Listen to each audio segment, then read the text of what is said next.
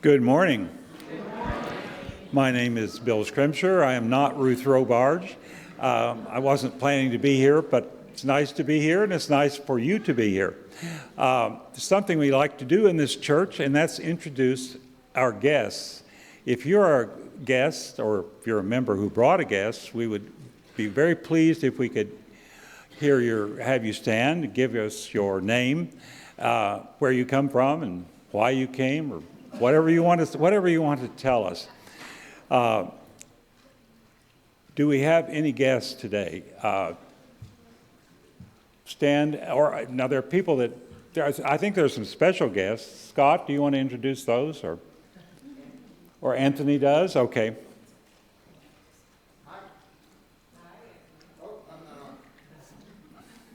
Is this thing on? Here we go.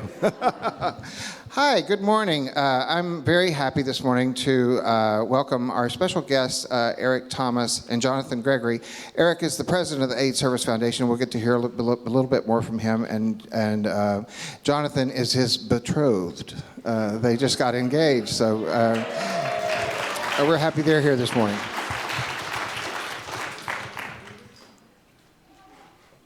See, that's how it's done. Pretty simple. Do we have other guests? If not, you're all welcome. If you're a guest who chose not to introduce yourself, you're just as welcome. And we welcome those who are watching us also by live stream. Thank you for being here.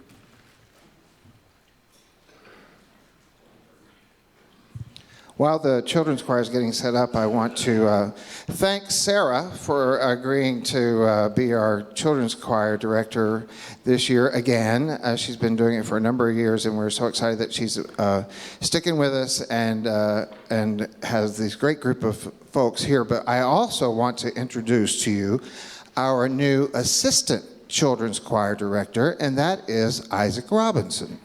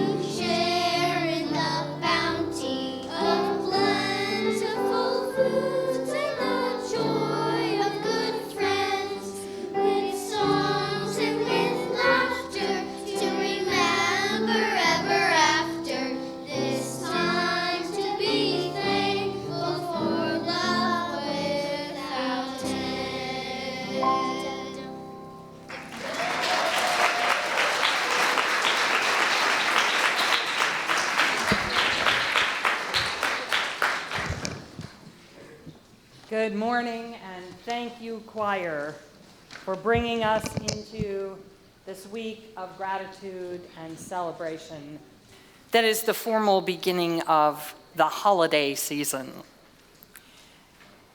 It is popular to bemoan the commercialism and excesses of this part of the year, but we are here to look more deeply and perhaps discover something about our humanity in these practices.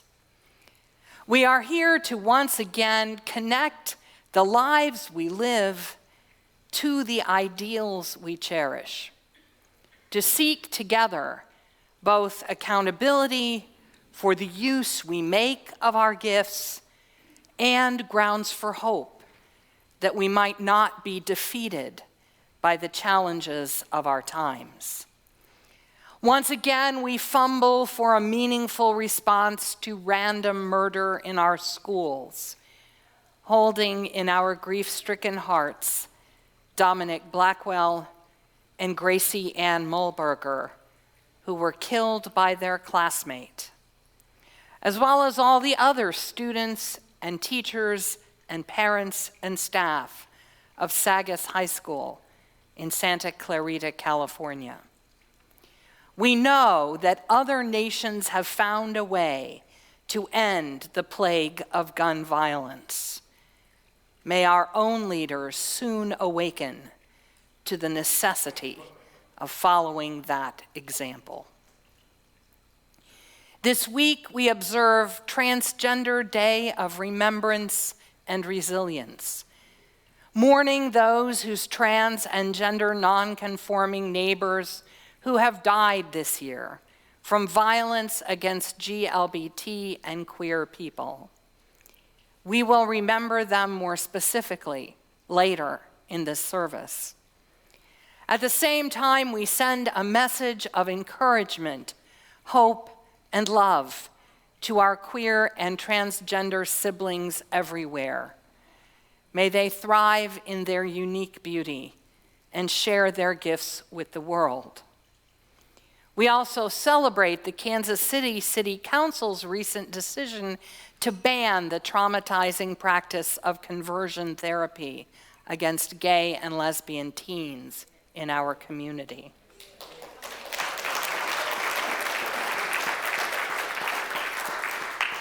We gather this morning, as always, in a world both tragic and hopeful, filled with trauma and with celebration. Together, may we reach for an honest gratitude that does not trivialize the pain of history or of our present distresses, whether public or personal.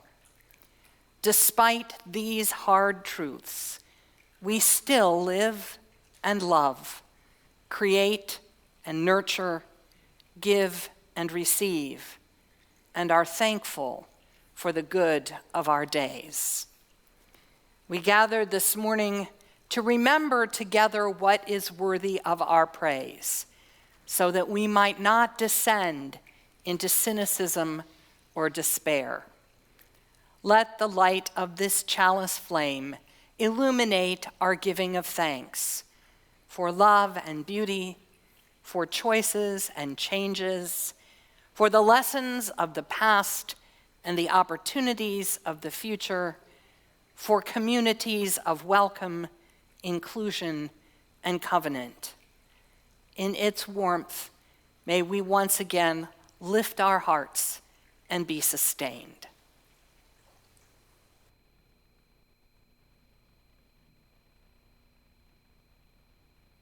Good morning. My name is Sean, and I light this chalice for the respect for the interdependent web of all existence of which we are a part.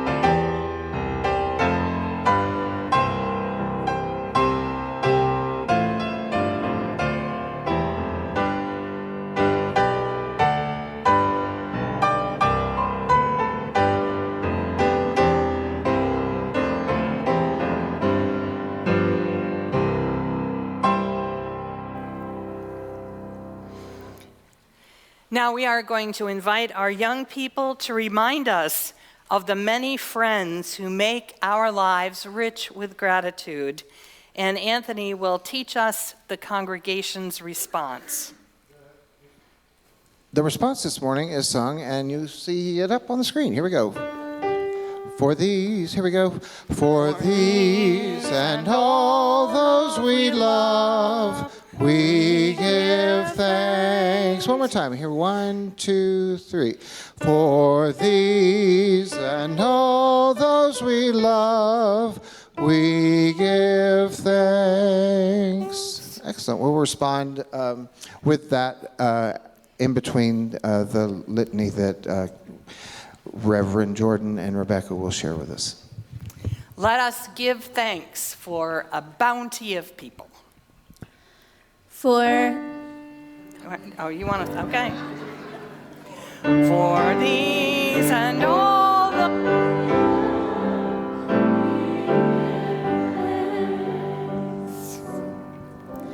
for children who are our second planting, and though they grow like weeds, and the wind too soon blows them away from us, may they forgive us our clumsy cultivation and fondly remember where their roots are.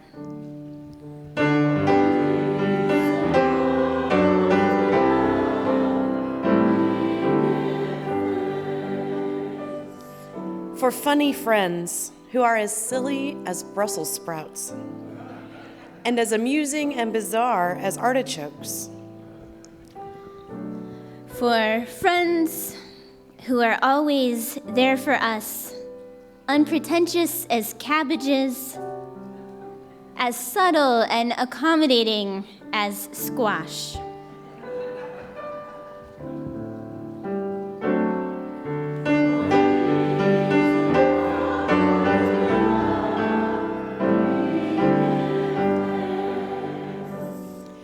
For serious friends whose minds are as complex as cauliflowers and thoughts as intricate as onions.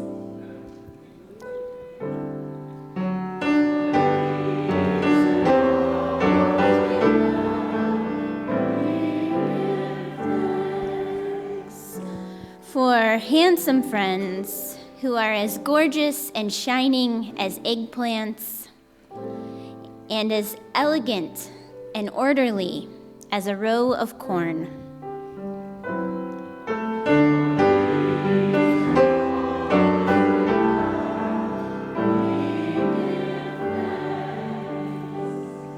For everyday friends as plain and nourishing as potatoes, who like carrots and turnips can be counted on to see you through the winter.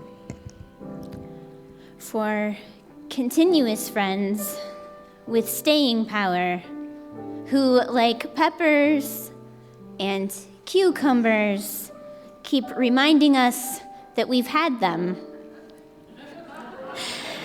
And even those as endless and sometimes overwhelming as zucchini.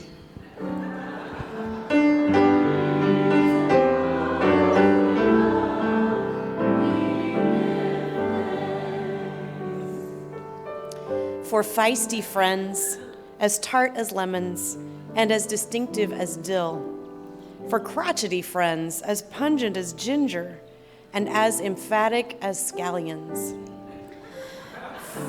For generous friends, their smiles as bright as apples and hearts as sweet as strawberries, as abundant and supportive as parsley.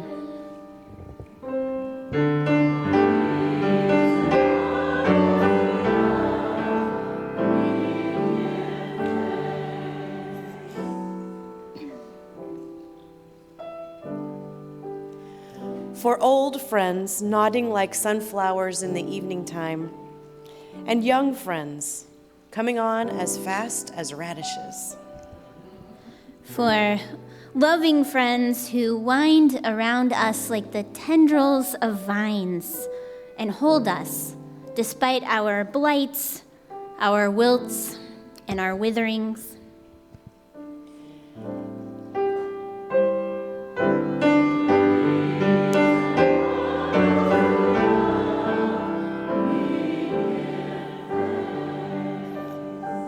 And finally, for all those friends now gone, like gardens past that have been harvested, who fed us in their times, that we might have life hereafter.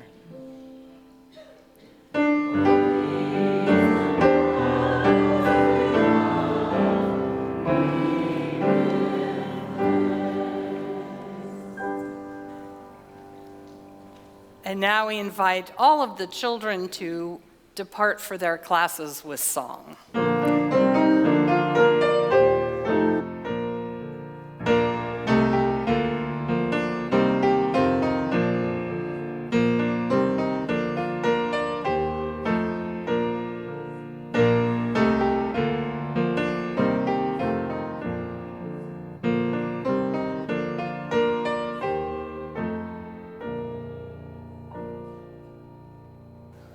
Now I invite us to rise once again and speak the words of our covenant promise to one another. Together we affirm, goodwill is the spirit of this church, and service is its law. This is our great covenant, to dwell together in peace, to seek the truth in love, and to help one another. So be it. I have the great pleasure of serving on the AIDS Service Foundation board, representing you and the greater Kansas City community. And I have the sometimes great service of serving as their secretary. You can imagine I missed a meeting, and that's how I got to be secretary. I'm very happy. We choose a different non-for-profit every month to share our fortune with, and this month we have chosen the AIDS Service Foundation, and next Sunday is World AIDS Day, December 1st, and we have a very special service planned with the All Souls Choir and some special guests. Missy Kuntz will be here and to sing with the choir, and lots of special readings and remembrances of those who have gone before us, and also a reminder of the importance of education and awareness that is today. I'm so pleased to have my great friend Eric Thomas here today, who's the president of the AIDS Service Foundation. He's going to tell us a little bit more about our work. Well, thank you and good morning. First of all, no, you were not defaultly selected. You were the right man for the role, those magical fingers. Good morning. Again, my name is Eric Thomas. I get the pleasure of serving as board president for AIDS Service Foundation. Let me just say, you are a wonderful, warm, inclusive, and welcoming congregation, so thank you for that. I'll also point out some similarities between the foundation and this wonderful congregation. You know, we exist because we're a community.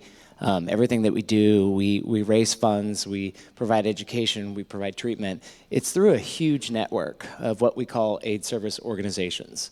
And these are our brothers and sisters in the fight who have fully representable organizations that are doing great things like housing for people with HIV/AIDS, or drop-in services for LGBT youth, so that before they find themselves in compromising situations, that they've got a safe place to go to seek restitution and take a clean shower.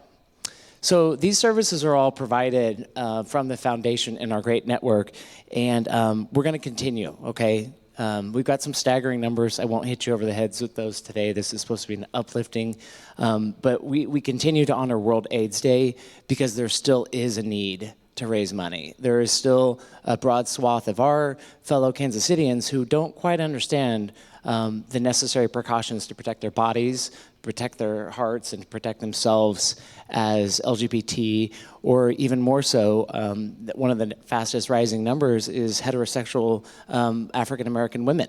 And you ask yourself, how is that possible? And it's possible because we're not talking to enough people. So we're going to continue to raise funds that will stay 100% here in Kansas City. And we're going to continue to provide education. We're going to continue to provide treatment, because no person living with HIV deserves to die, deserves to not be loved, or deserves to not have a wonderful, supporting, and loving community. So I just want to say thank you again. This is absolutely beautiful, what you guys have created here and what you all come together to share together. So really appreciate you letting AIDS Service Foundation be a part of that. The last Saturday in April is our AIDS Walk. It's our one time where we as Kansas Cityans get to come together at Tice Park and share the city, our love, with our with our community leaders and say, hey, we're still here. We're still fighting. We're still raising money. This thing's not dead yet, okay? So again, thank you. Thank you. The offering will now be given and gratefully received.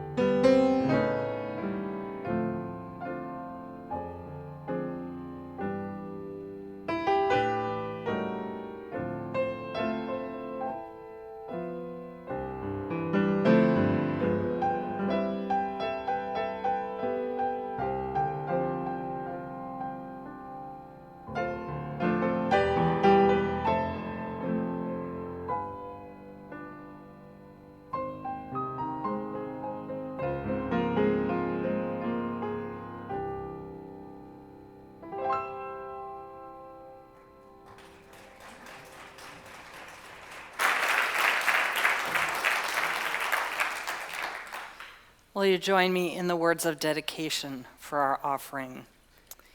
We dedicate our offerings and our actions to the mission at the heart of this congregation, to build a respectful, caring community, to inspire personal and spiritual growth, and to create change toward a just and compassionate society. Our reading this morning is from the poetry of Marge Piercy, who reflects on this image from the tarot cards entitled The Seven of Pentacles.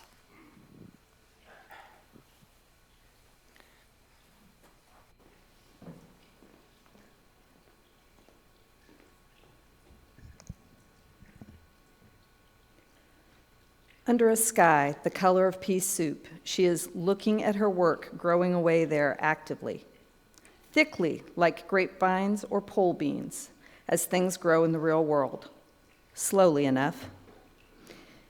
If you tend to them properly, if you mulch, if you water, if you provide birds that eat insects a home and winter food, if the sun shines and you pick off caterpillars, if the praying mantis comes and the ladybugs and the bees, then the plants flourish, but at their own internal clock. Connections are made slowly. Sometimes they grow underground. You cannot tell always by looking what is happening. More than half the tree is spread out in the soil under your feet. Penetrate quietly as the earthworm that blows no trumpet. Fight persistently as the creeper that brings down the tree. Spread like the squash plant that overruns the garden. Gnaw in the dark and use the sun to make sugar. Weave real connections, create real nodes, build real houses. Live a life you can endure.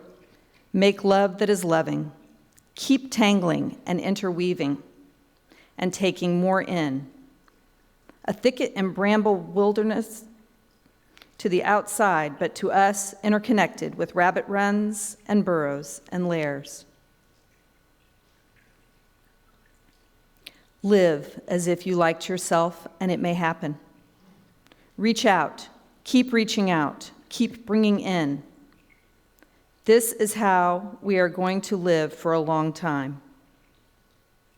Not always, for every gardener knows that after the digging, after the planting, after the long season of tending and growth, the harvest comes.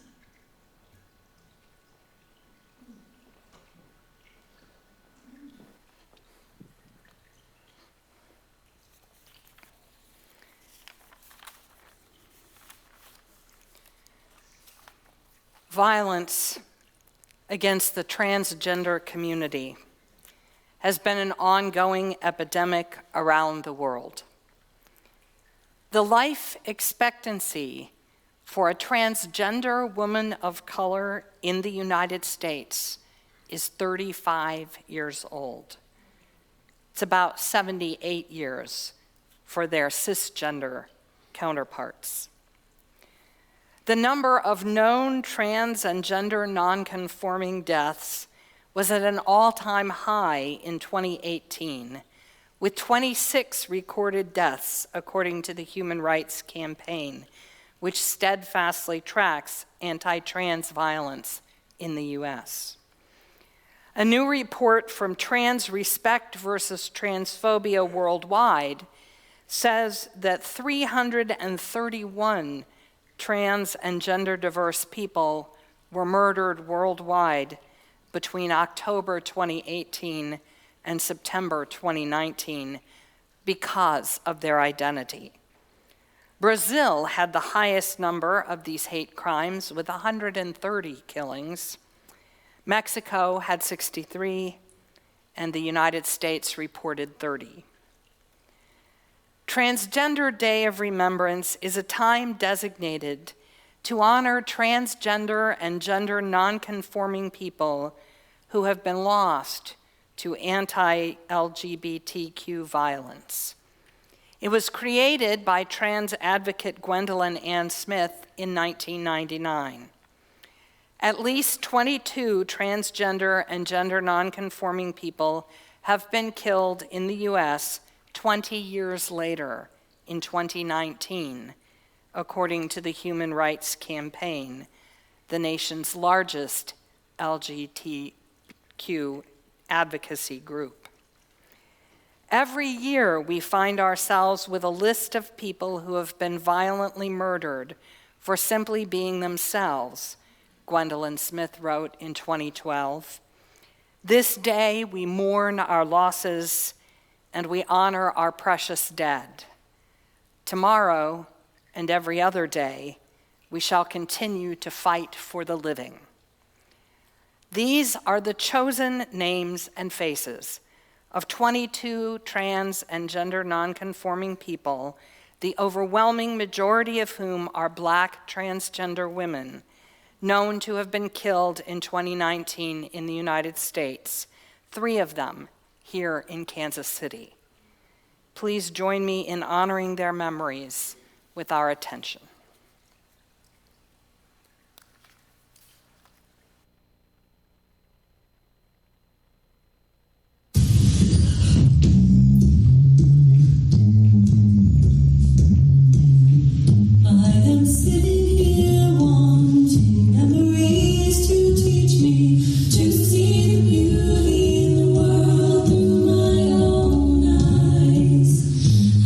Sitting here wanting memories.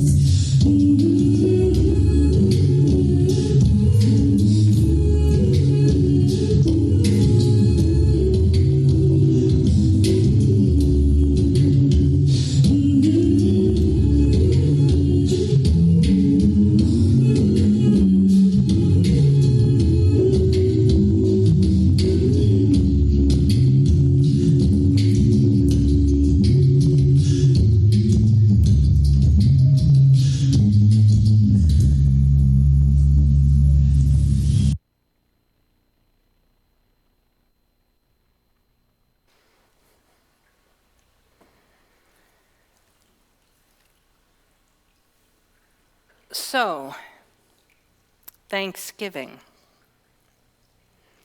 Can we just say it's complicated?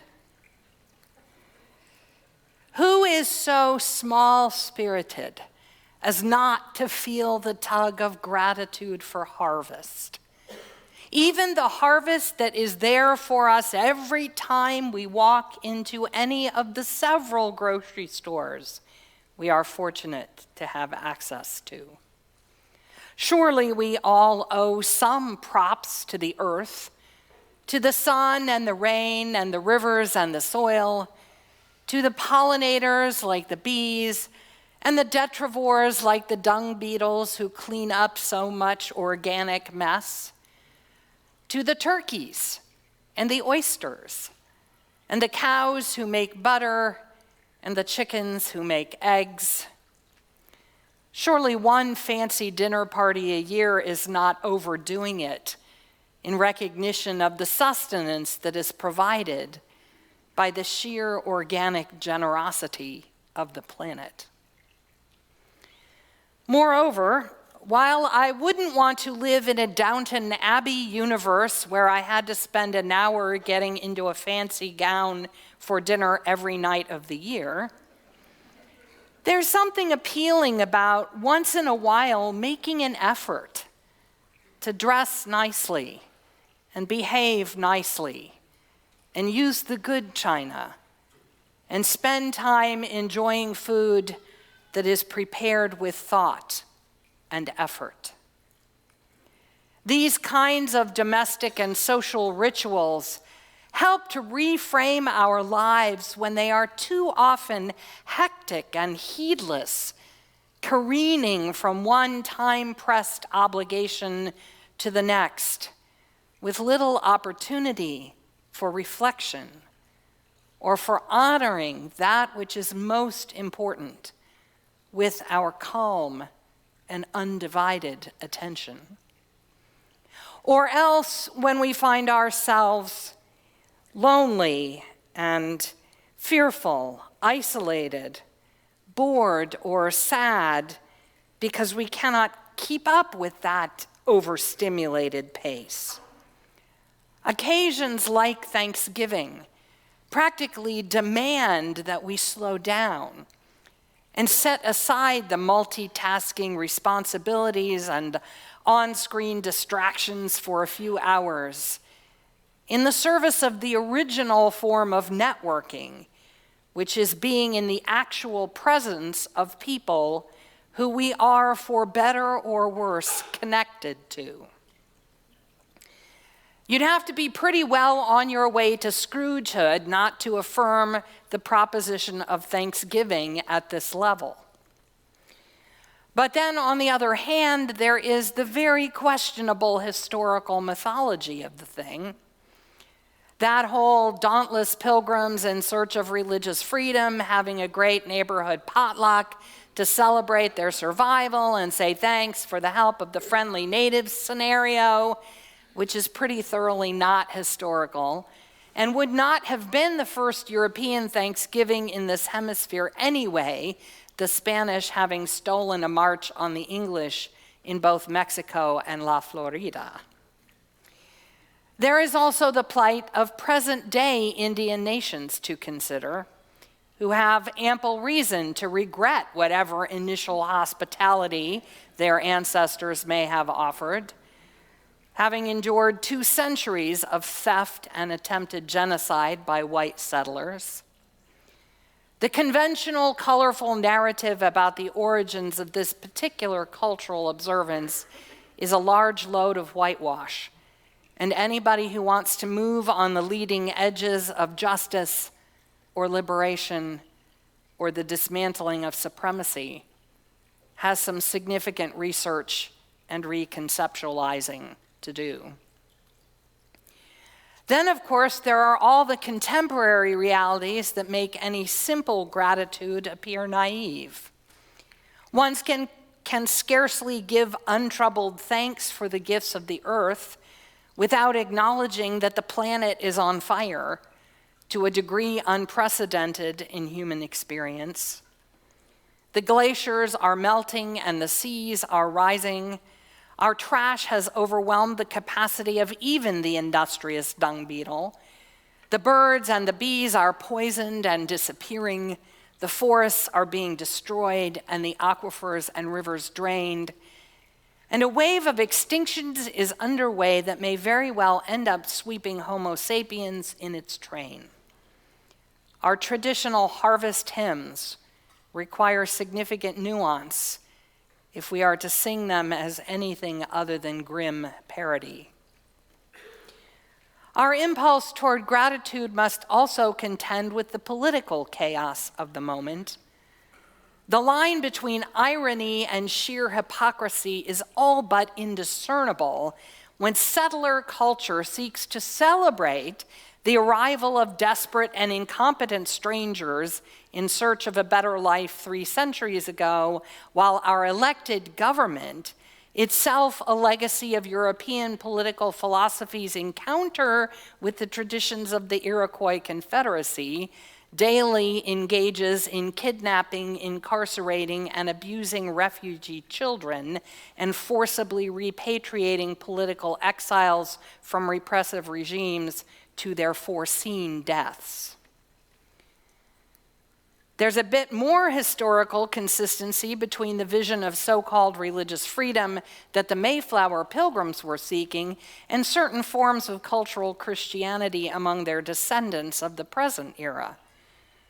What the first New England colonists really wanted was not any form of diversity in worship, but rather a civil order in which their profession of faith would be the majority and could be enforced upon everyone else.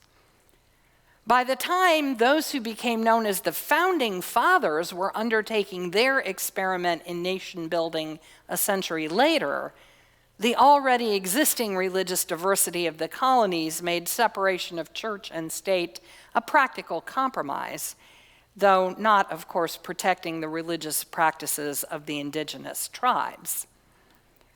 Whatever thanks we owe today for whatever freedom of theology remains to us as dissenters comes only reluctantly and indirectly from that Puritan heritage.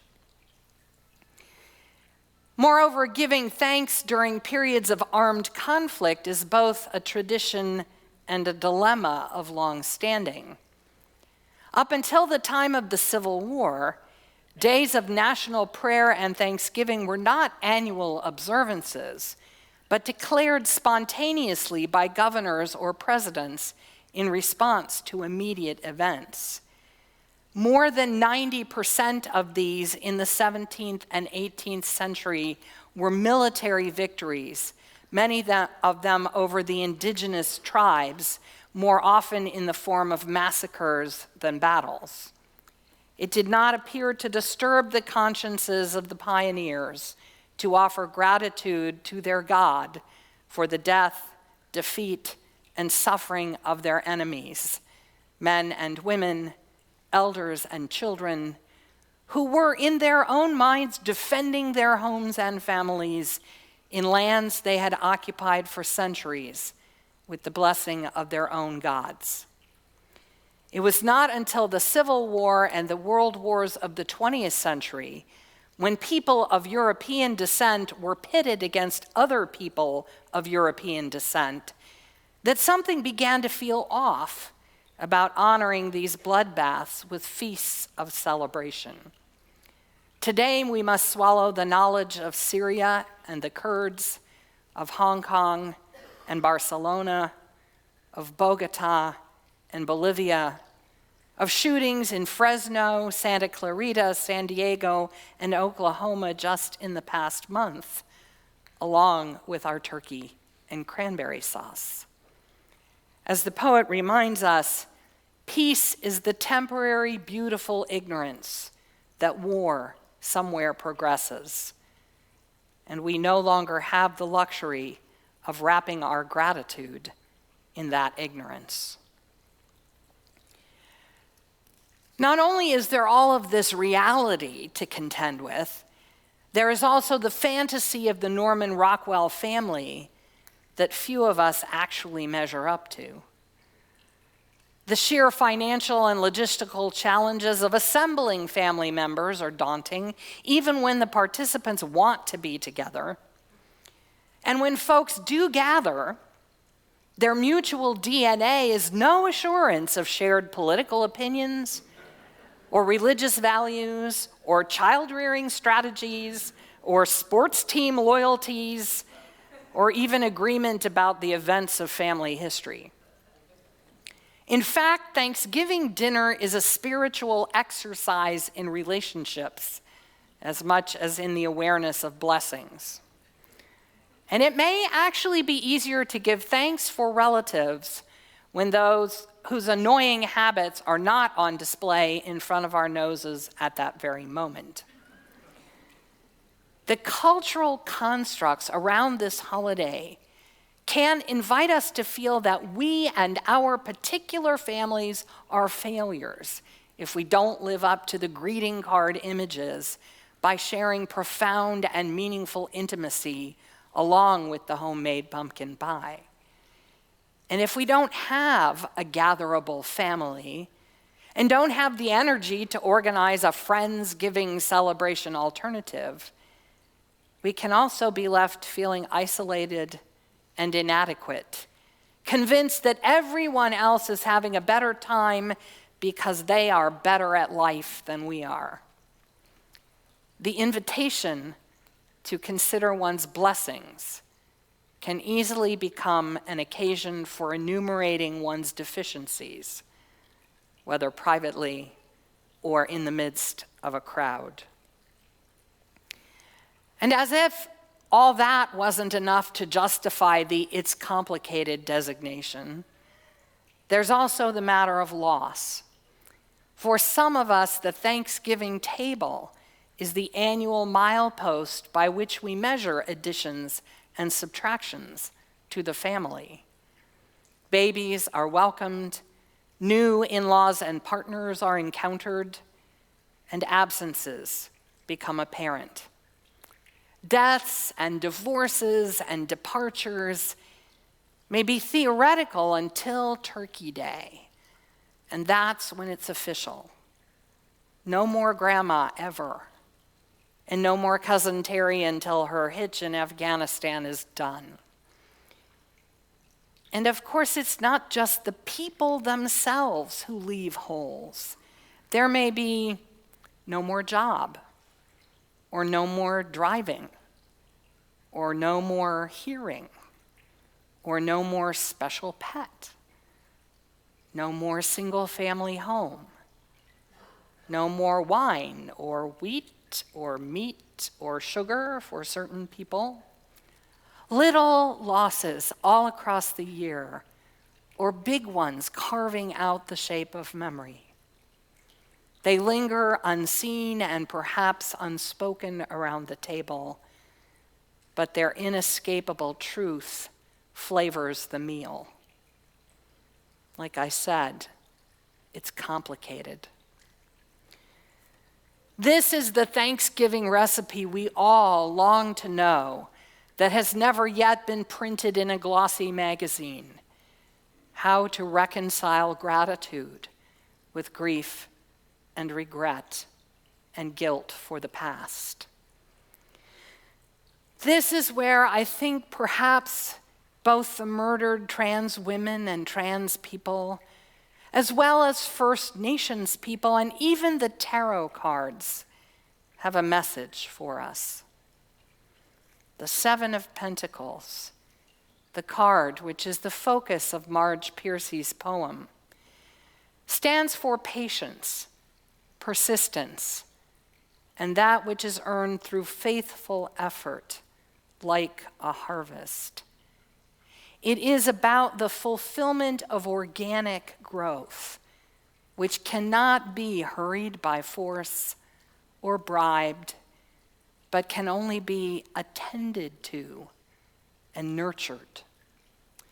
It is about receiving the gifts that you have cultivated over time from the seeds that you once planted, and things that grow, as the poet says, invisibly, underground, without noise. Thanksgiving is at its most honest when it celebrates these cooperative triumphs from the partnership of human intention and the larger wisdom of nature. It is when we are impatient and rip things out of the earth to satisfy our greed that we become a toxic species. Keep reaching out, she says. Keep bringing in, including. Appreciate the result. Live as if you like yourself, and it might happen. This is how we will restore our relationship to this vulnerable planet, through patience, persistence, and humble effort. In fact, that is how you redeem any relationship. And for that, we could be truly thankful. Prairie Rose Seminole, a citizen of the 3 affiliated tribes of North Dakota and descendant of the Sanish, Arikara, North Cheyenne, and Lakota nations, is an educator, an advocate, a leader in deconstructing colonial systems of oppression. In a recent interview with Netroots Nation, she said this: "To those who want to be our allies, I would say, question why people have these mistruths about us. Because once you start doing that, then we can start healing as a community and saying, oh, we have this history where my people killed your people, and here's how we might move forward together, right?" It's not necessarily like get over it, but it's like an acknowledgement of a hard truth that allows us to move forward. To my own younger self, I would say, start to connect the dots and to realize that there's so much that I blame myself for. How my family was, how my community was. And then I started to really unpack all of those dynamics and relate them to intergenerational trauma and relate them to how, as Native people in our communities, it's like we're here by design. There's a whole structure put in place to deny us our humanness and our beingness and our access to the political systems, to financial systems, to everything around us, like our wanting to be successful, our desire to bring our gifts to our community, however those gifts present themselves in our lives. And we discourage ourselves because we don't think we're good enough. And I would tell my younger self that you are good enough. And all of this could have been done so much earlier if you just had that courage, right?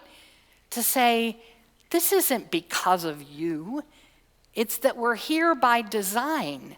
And the beautiful thing about that design is that we can change it and move forward and take our gifts and share them with the world. To be an ally with any oppressed people is to question conventional misinformation and acknowledge the hard truths that allow relationships to move forward. It is to find gratitude that the design can be changed and gifts of community still given even now if we have the courage and the persistence and the willingness to change. Finally, I hear the voice of Issei Barnwell as a prayer to the martyred saints of the transgender community.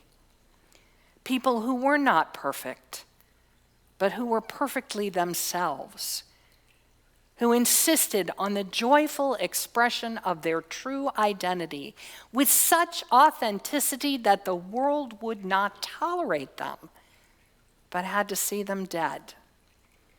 They have a message, a lesson for all of us, it seems to me. They saw the beauty of the world uniquely, through their own eyes, and their example invites us to do the same.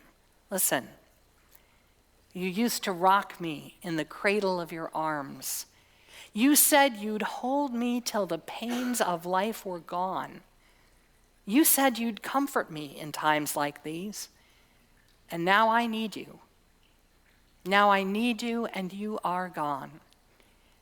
I am sitting here wanting memories to teach me to see the beauty of the world through my own eyes.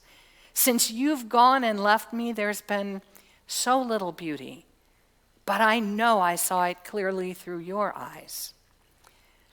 Now the world outside is such a cold and bitter place.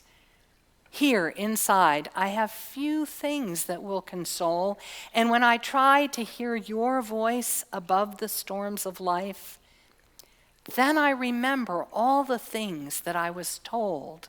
I think on the things that made me feel so wonderful when I was young. I think on the things that made me laugh, made me dance, made me sing. I think on the things that made me grow into a being full of pride. I think on these things, for they are true. I thought that you were gone, but now I know you're with me. You are the voice that whispers all I need to hear. I know that I am you, and you are me, and we are one. I know that who I am is numbered in each grain of sand. I know that I've been blessed again and over again, and I am sitting here wanting memories to teach me to see the beauty of the world through my own eyes. Of course it's complicated, friends. Whoever told us that it was simple lied. Authentic gratitude is a complex accomplishment, a cultivated work of patience in spite of lies and loss and tragedy and fear, in spite of all the ambiguities of love and connection, in spite of complexity and complicity and privilege, and the unrelenting conviction that we could be always somehow better than we are. But I know that in this interconnected web of existence, I am all the voices that ever sang to me of beauty and pride and truth. And they are me, and we are one. I know that who I am is numbered in each grain of sand, and that I have been blessed over and over again.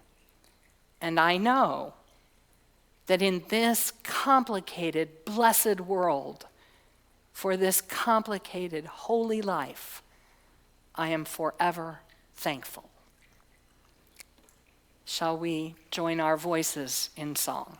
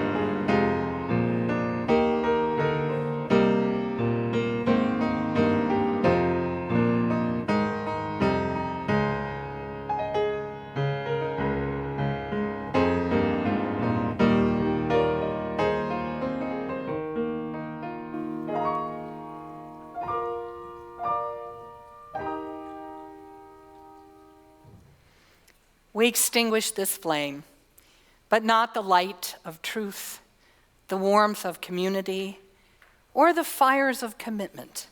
For all these we carry in our minds and hearts until we are together again. Now, before we get too tired of families and holidays, let us pause to attend with grateful hearts to that which sustains us. Let us honor those who have gone before, not with silent memory alone, but by carrying their work forward into something new. Let us welcome the future that lies just beyond the horizon of today, which we cannot know except in fragments that arrive blessedly and without fanfare, the harvest of our planting and faithful care. Come, let us weave together past and future on the holy loom of gratitude and be thankful. So be it.